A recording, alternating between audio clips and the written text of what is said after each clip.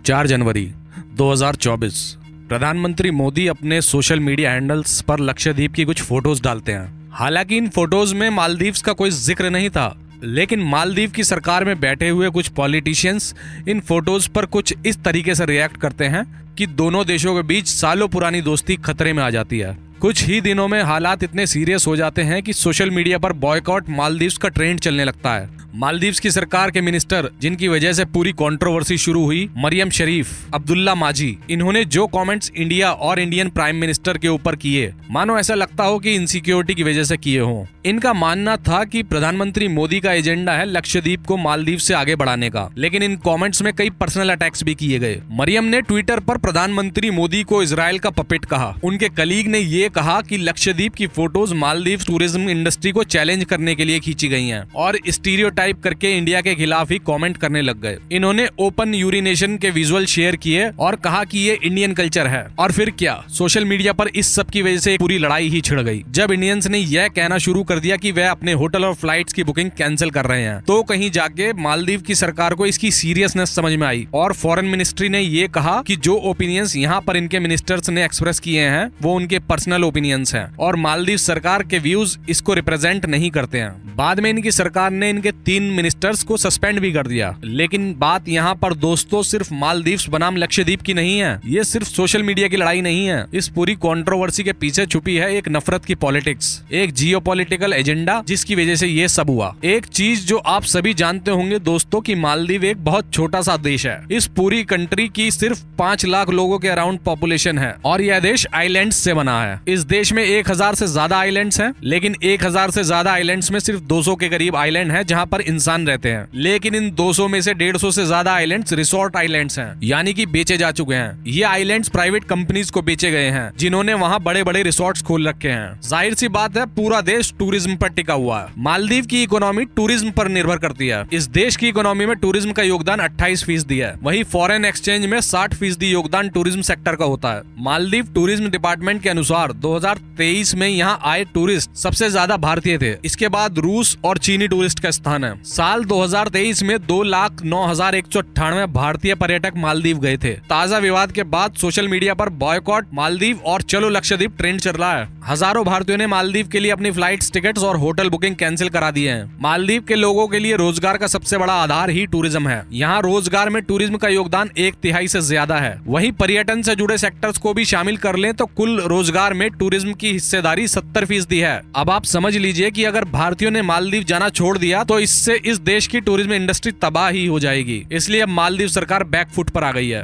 भारत ने मालदीव के कई इंफ्रास्ट्रक्चर प्रोजेक्ट्स में भी पैसा दिया हुआ है। मालदीव में भारत का अब तक का सबसे बड़ा grant project national college for policing and law enforcement है। यह प्रोजेक्ट करीब 223 करोड़ रुपए का है। इसका उद्घाटन विदेश मंत्री डॉक्टर जयशंकर के दौरे के दौरान हुआ था। भारत सरकार 8.95 करोड़ रुपए भारतीय ग्रांट के तहत हुकुरू मिस्की की बहाली का समर्थन भी कर रही है। इसकी घोषणा प्रधानमंत्री ने जून 2019 में की थी। भारत का मालदीव के साथ व्यापार पिछले वर्षों में तेजी से बढ़ा है। मालदीव कस्टम सर्विस आंकड़ों के अनुसार साल 2018 में भारत मालदीव को 28.61 करोड़ डॉलर का निर्यात करता था और 30.1 लाख डॉलर का आयात करता था। यह धीरे धीरे और बढ़ा। साल 2022 में मालदीव ने 49.54 करोड़ डॉलर का निर्यात किया था और 64.2 लाख डॉलर का आयात किया। इसके बाद साल 2023 में सितंबर तक भारत का मालदीव को निर्यात 41.2 करोड़ रुपए था। वहीं आयात 61.9 लाख डॉलर था।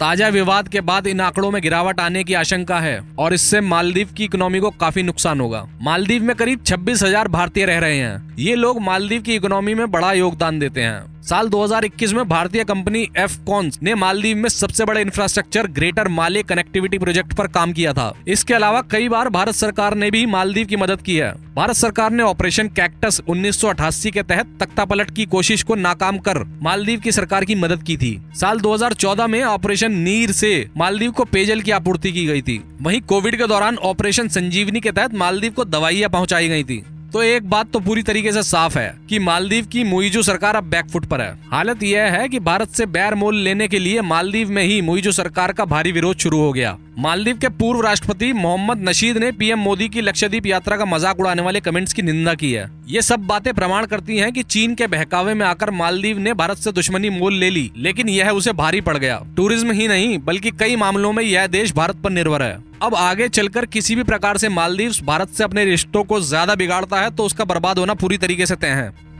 उम्मीद करते हैं कि आपको इस वीडियो में दी गई इन्फॉर्मेशंस और फैक्ट्स पसंद आए होंगे। अगर ऐसा है तो इस चैनल को सब्सक्राइब कीजिए, वीडियो को लाइक कीजिए, शेयर करना बिल्कुल ना भूलें। हम जल्दी वापस आएंगे ऐसी इंटरेस्टिंग वीडियोस लेकर।